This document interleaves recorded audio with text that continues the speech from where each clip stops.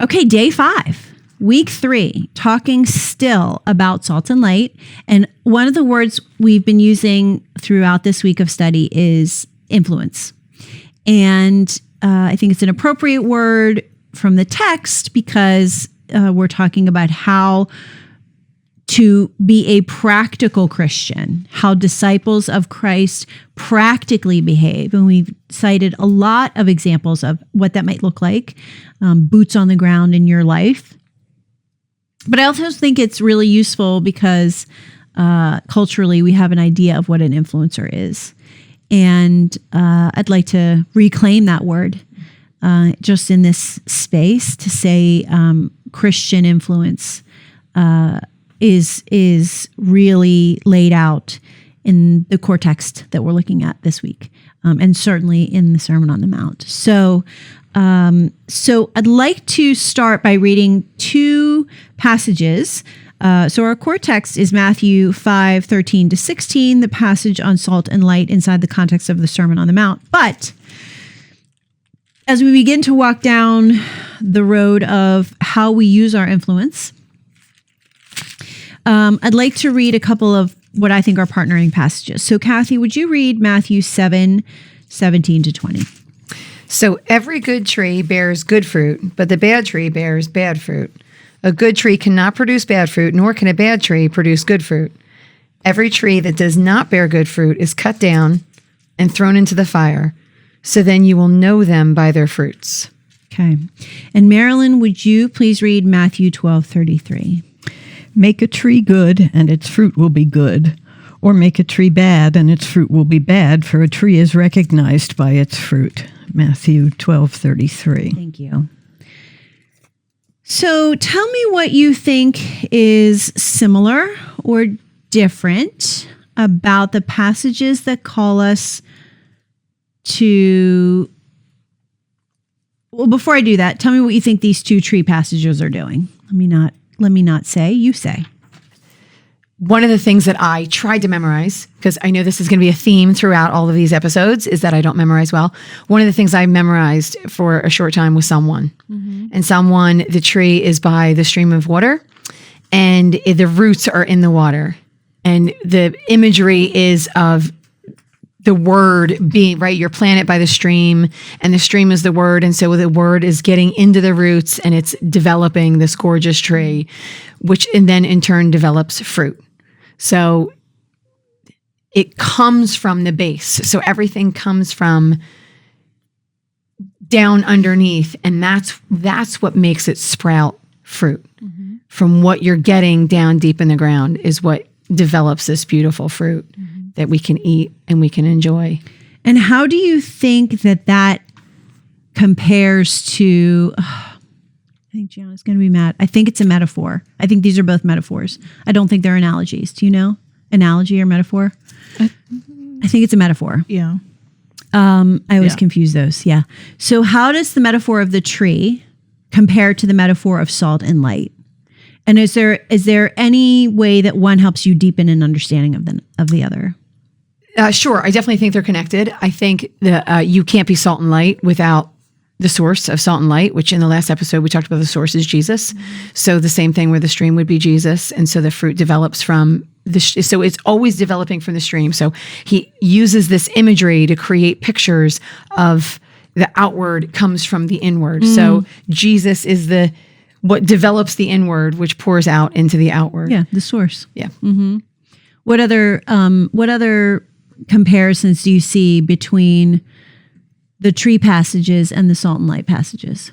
I just had an epiphany, as Michael Scott would say, when we were talking about like the uses of salt and how it is used in like the soil as a fertilizer, and that made me think trees need fertilizer to grow. So like the salt. Oh, a little mashup. That's good. That's good. Thanks. That was a good epiphany. Marilyn, anything that you saw in these 2 passages that might be similar or different? Well, similarity-wise, I just thought, that we need to be salty salt. We need to be good salt. And if we aren't, it shows. And it's the same thing with our fruit. If we're not a good tree, our fruit's not going to be good. So what can happen that makes our tree good and bad? Because your passage says, therefore make the tree good. Well, fertilization, water, and as Kathy talked about Psalm 1, that the word being what nourishes us as the stream, and that's that. And let's see, what other fertilization? Well, something that just came to me was, what about like dealing with damage? So if the river is polluted, that would affect all of the things growing from that source. So I'm just thinking of this now. Is there anything that you can speak into on that? Like if there's damage to your tree, if there's brokenness in your organism, whether it's you, your salt, your light, your tree, we're talking about positive, like stay on the path, do the good things, follow Jesus, stay in fellowship. Good, all true. But what about dealing with the brokenness and the damage and fixing that? Pruning. We need to prune out what's not good or what's dead. Or let God prune it. Yes. Recognizing what's dead, which reminds me of salt being a preservative to defeat decay. I'm just noodling here. I'm not and even actually recognizing your source. So if your source, you use the analogy or the imagery of a polluted stream, right? So this means, is our source polluted, right? When we come to the word, are we coming to it in an honest, open way where we're listening to what he says in his word? Or are we coming to the word? Or are we spending our time listening to what somebody else says, good, bad, and different? There's good and there's not as good out there preaching what some would consider the same from the same book. Yeah. So are we, what does our source look like? Yeah, that's so good. I had a friend who had, I think we all know some people who have church hurt. I have a friend who had a radical redemption from legalism in the church. And she really had to just reconstruct her whole faith system. And so I think there's something to be said for how the source could get polluted. And actually, later in the Sermon on the Mount, talks about false teachers, so we'll deal with that. But that was a really good foreshadowing and a really good call out. Thank you for that. Speaking of fruit, Caitlin, can you read Galatians 5:22 and 23? Oh, no. Okay. But the fruit of the Spirit is love, joy, peace, long-suffering, kindness, goodness, faithfulness, gentleness, self-control. Against such there is no law. So why do you think that I wove that in? I feel like that's a very Christian staple. The fruits of the Spirit, I remember I used to have them memorized as a child, and those are the fruits that we should be looking for on our trees. And keeping track of those. And let's say our love isn't, prospering the way that it should. We can look into that and lean into God to find a way to, have that fruit not be rotten anymore. Yeah. And that goes to your self-awareness that you were talking about. I want to ask a question.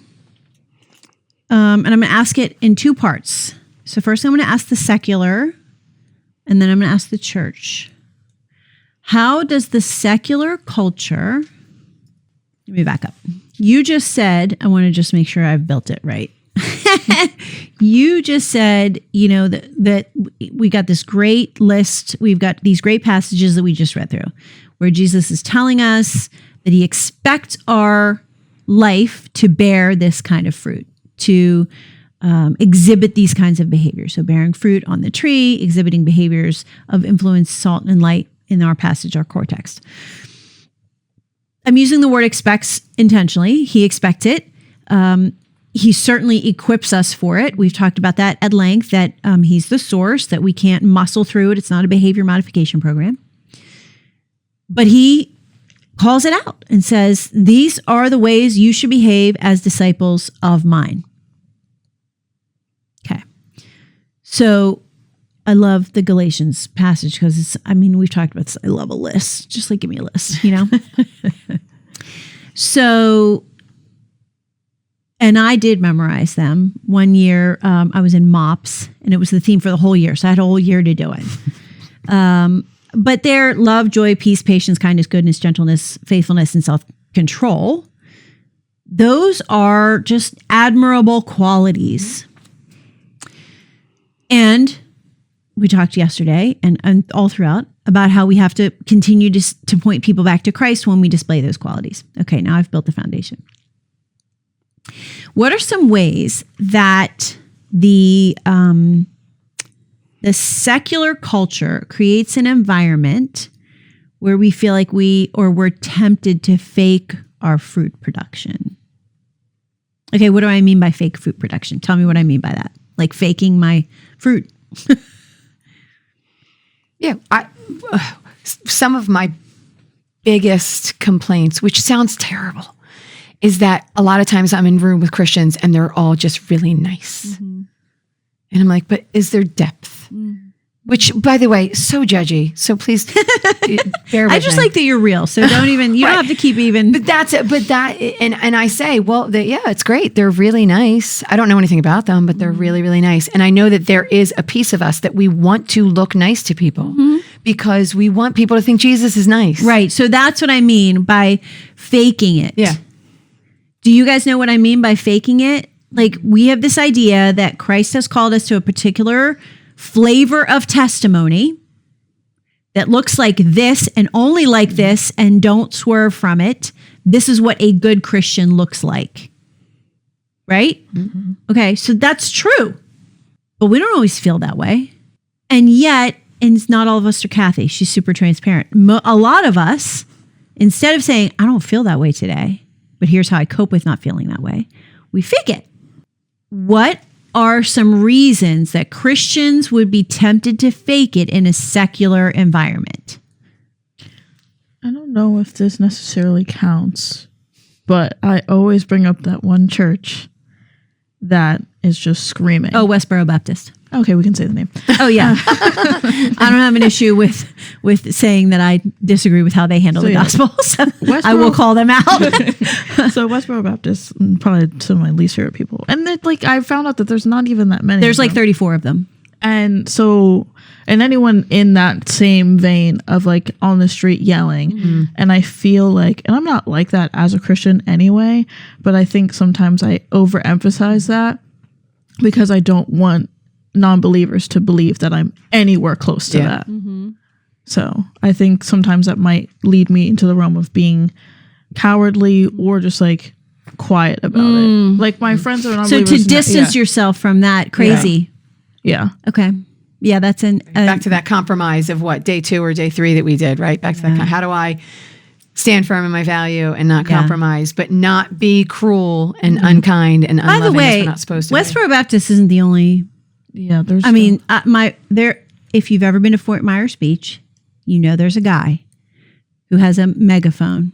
Everybody who's ever been to Fort Myers, if you've ever been there, you're going to know who I'm talking about. And he stands and he yells and really is hurtful. And I'm very proud. I think I said this once on the recording. Very proud of my brother. My brother and my dad go vacation there, and my brother confronted him. And he was like, "You are not promoting the gospel. You are hurting the gospel." And I was like, "Go ahead, bro." Once when my daughters and I were going to a Toby Mac concert, I don't think it was that particular church that I don't want to give it too much more press, that you mentioned, but it was a group like that who was standing outside of a Christian concert yelling at those of us who were going into the Christian concert, and actually yelled at my daughter and said, "You call yourself a Christian, look at what you're wearing." Mm-hmm. And she had on all the way up to her neck sweater that had sort of an open weave in the back. And I was not a peacemaker that day. And I just had to keep walking. And my friends they were like, just keep walking, just keep walking. I went full mama bear, because it was not just mama bear. That was my baby girl, but also my Jesus that you are misrepresenting. It was visceral for me. So I still feel a little bit right now, even as I say it, because it's such a violent misrepresentation of the gospel. But you're right.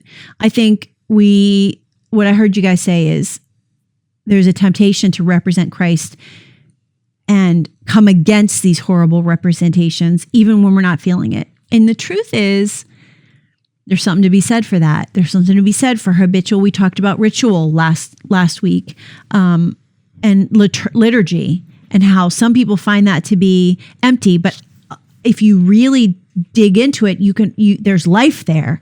There's joy there, because it's the habit of doing a good thing, even when you're not necessarily feeling it. So there's a line there between faking it and just asking God to help you behave in the way he called you to behave, even though you're not feeling it. So there's a line there.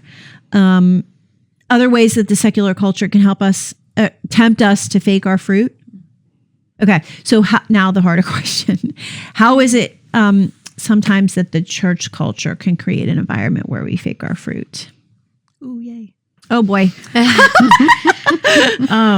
So I had mentioned earlier in like a episode previously that I didn't go to church for a long time because I was struggling with the environment, and it was like a me thing, and then also it was like a culture thing, like within like the church. So it was during like, was it quarantine? I think quarantine, but also like George Floyd era. And so I didn't want to be in a church full of white people. I didn't. And that and still to this day, I'm like a little like, I want to be with my people. But The I Jesus knew that people are your people. the Jesus people are my people. And that's what I had to realize. Yeah. So, yeah. I'm not shutting it down, but I just wanted to say it. No, yeah. And that is the reason why I went back, was because that I shouldn't let that come between like me and my faith. Okay, can I dig into that a little bit? Yeah. Are you sure? Yeah. We're going to get a little personal. Yeah. Okay. Let me start by being vulnerable myself. Sometimes in my history, when I get annoyed or feel like a church or a group isn't a place where I feel I can be genuine, that's actually a me problem. Not to say that it isn't sometimes a cultural problem, but what I've learned over the years is that other people in that same environment are experiencing blessings. And so it forces me to look at how much of this is me and how much of it is the actual environment. And it's an interesting juxtaposition to what happened last week, because one of our participants was talking about the Catholic Church and how she doesn't feel like that ministers to her because of all the ritual and liturgy. And I, as you guys know, I always do, I'm a huge fan of denominations. And I think the Catholic Church is a beautiful, solid denomination.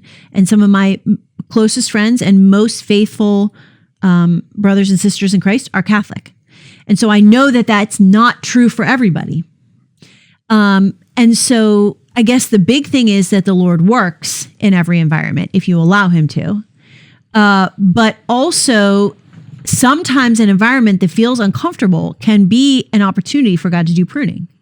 Does anything about what I said about my experience resound with you? I mean, yeah, that's what it was. Like, it really was like a me problem, and like partially only culture, just because of like the thing that was going on and like the culture at the time. And I think it was more me, but like the culture came in because I would see people that I went to school with that are Christians, and people that go to our church or, you know, other churches, but like I went to school, my school is also a church for anyone that's confused, and posting things against like me and other people of color. Yeah. And I was like, how can you be Jesus and be doing that? So that's why I was like, that's why I said I didn't want to invalidate that, because I was, you and I were in a relationship during that time. And I know that one of the things you and many people of color were struggling with was white people guilt. And like somehow you had to be the one to help them feel better. And that's just a toll that wasn't appropriate to put on people of color during that time. So I know that there were some valid reasons. So don't let me invalidate that. But I just wanted to broaden the context of it, that I've experienced times where I'm uncomfortable, or someone has shared with me an experience where they're uncomfortable. And I'm like, I'm in that same community with you and I'm loving it, you know? And so it's very interesting how God can use that to, if we allow him to show us something that he's actually working on in us. And again, I just want to be really, really respectful of that because I know all the things that look. Yeah, it was like, it definitely was like a cultural thing in the beginning, and then the me part prolonged it for years. Yeah, but that was part of your journey, you know, and I think that was an acute moment. I think what I appreciate is that will actually be consistent. And I say that because you see me now, but I wasn't always like this. And if you ever saw a picture of my daughter has purple hair, a nose ring. She wears gigantic glasses, and she got that from her mother. So, and I say that because one of the question that you asked, I thought was really great. When I met you, you had pink hair. Right. Yeah, it wasn't that long ago.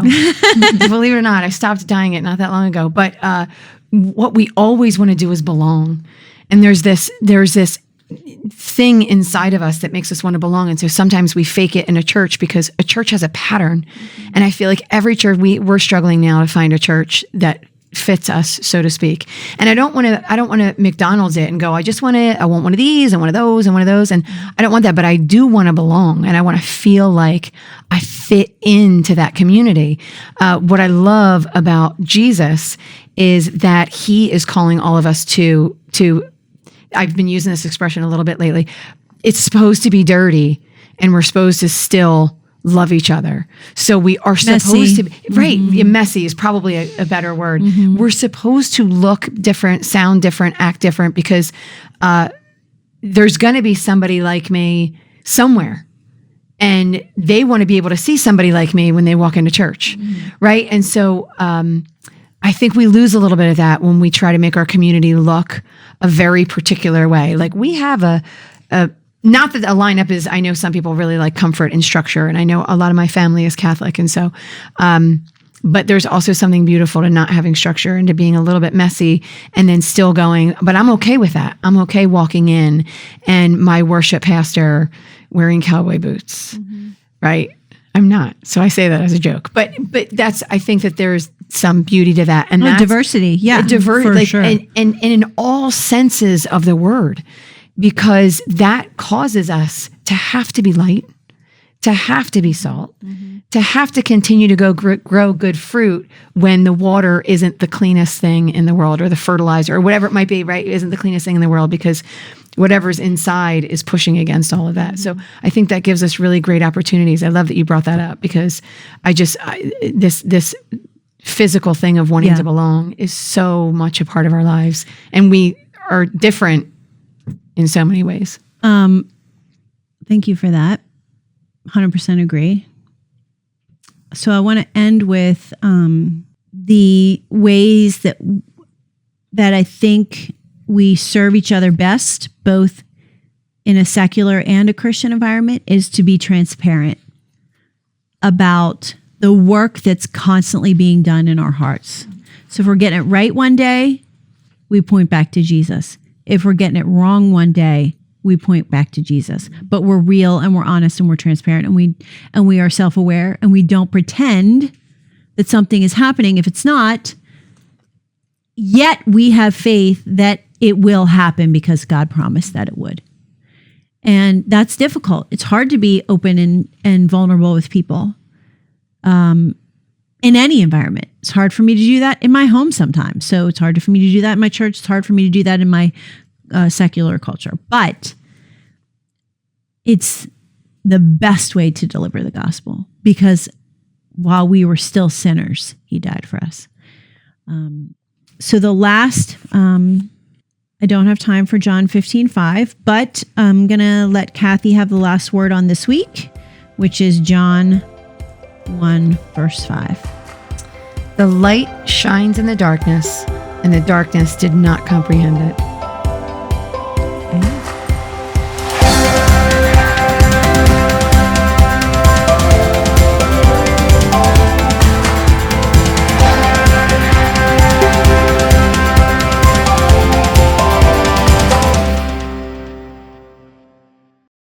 Hi, I'm Holly, and I'm the primary teacher and author here at Study with Friends.